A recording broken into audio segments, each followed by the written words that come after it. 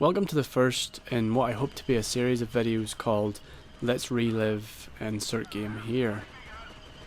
Not every game changed the industry, and often the ones that didn't are forgotten. But that doesn't mean that they shouldn't be celebrated and remembered. Most of my videos are in some way political or controversial, but I don't always feel like going into that kind of detail in my videos, and indeed when I'm playing games. Sometimes it's good to just take games for what they are, fun to play, and it's these kind of games that I hope to share in this series. The first game in this series, if you haven't already guessed, is Battlefront 2. There has been a lot of talk about this game recently because of the up and coming Battlefront that EA are publishing, which is part of the reason why I'm making this video. Not because I want to get into the politics of it, but because it made me want to go back and play the old game just to remember what it was like. I haven't played it since it was originally released, and I remember really enjoying it, so I thought I would go back and see if it still held up. I originally played this on the Xbox One, and I played it a little bit online back then, but I'm now playing the version I downloaded off GOG.com. It's also available on Steam if anyone's interested in playing it themselves. I will say one thing about the upcoming Battlefront game, and that is that I don't envy EA. I kind of felt bad for them, and then I remembered how many game franchises they ran into the ground, and then I didn't feel quite as bad. It's not a job I would want. Of all the fan bases you could try and please, Star Wars fans must be the hardest. I'm not sure if there's any type of online community with Battlefront anymore, and I'm not even sure if you're able to access it. I think I read a comment somewhere saying that the GOG version wouldn't let them play online. But for me, I actually really just enjoyed playing against the computer in this game.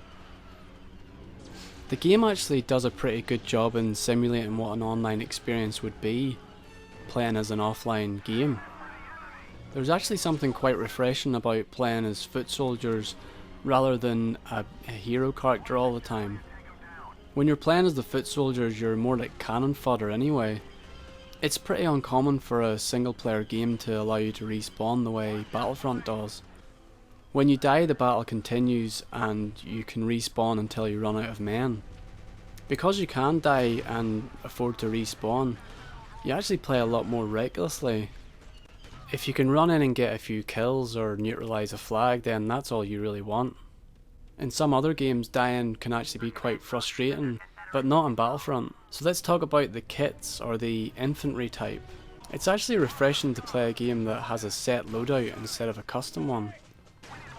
You really do get the feeling that different kits are better used at different times. And I think one of the kits I enjoyed playing as the most was the engineer class. It's actually a really tactical kit, and the shotgun's devastating at close range. It's tactical because it has this explosive charge you can plant at doorways. One really cool thing about this game that you don't find in enough games is the ability to switch between first person and third person. I think most people will probably just find a view that they like and stick with it, but it's nice to have the ability to change. I'm a huge FPS fan, but I actually really like playing this game in third person, especially when I'm playing as some of the hero classes. It's just nice to be able to see who you're playing as. I also really like the roll feature, and I use it quite a lot. It's actually a really good way to dodge the enemies when you're reloading. I heard from someone that you could upgrade your guns, but I certainly haven't seen any evidence of that. Unless it's something I've missed. But I don't even like being able to unlock better weapons. I think if you come up against a character of the same class on the other team, no one should have an advantage.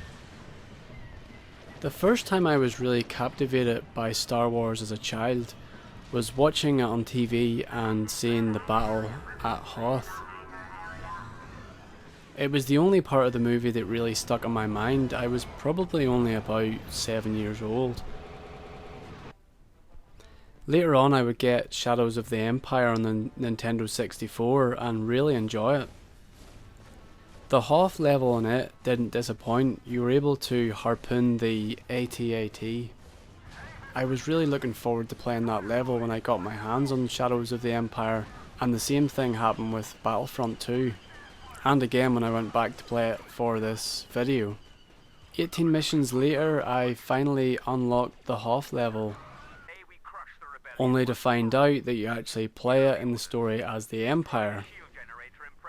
It was about this time I realised I could use instant action to play any level and as any team I want. When I finally do get to play Hoth, all I want to do in this level is harpoon the AT-AT. I don't know how to describe this other than to say that it's an itch I have to scratch. It could be that it's the climax to the scene in the movie and we all want to relive movies in games. But I must have spent about 4 hours just trying to do this. And it was quite satisfying when I finally did get it to work.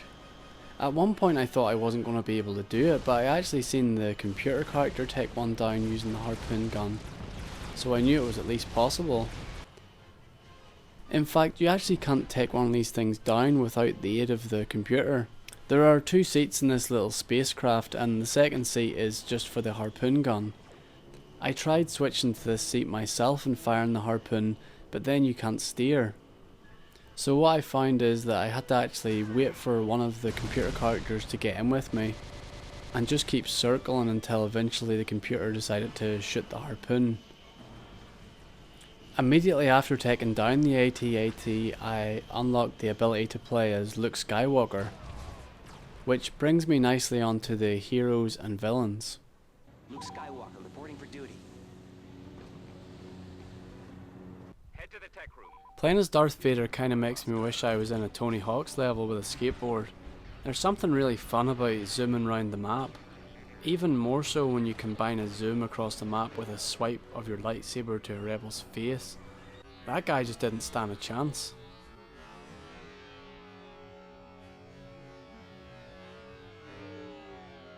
I've heard criticisms about this game that the hero classes all basically do the same thing. And to a certain extent I can understand where that argument's coming from. By the way, Darth Vader in this level is a complete badass. I've got about 3 minutes of footage of him just completely slaughtering the rebels. But back to my point, there are subtle differences in each of the different hero classes. Every Jedi I played as had a secondary function of throwing their lightsaber, but you can actually cycle through the secondary attack. So Luke Skywalker's secondary attack is Force Push, whereas Darth Vader's is Choke. Emperor Palpatine and Darth Sidious actually have Force Lightning. I haven't actually unlocked them or played as them just yet. I've probably not made that much of a dent in the game. But it's not just the abilities that I feel separates the different heroes and villains, but the actual movements. When you run with Luke Skywalker, he's sprinting, whereas when you run with Darth Vader, it's just like a slide almost. I quite like the movement in the game. Darth Vader moves as he would move in the movie, and being able to choke enemies, there's something just really cool about it. I should really mention the space battles because I know a lot of people will get mad if I don't. I can appreciate them for what they are, but I'm not very good at flying, nor do I want to be. I've always been a ground player, so I'd rather be better at gunfights than at flying.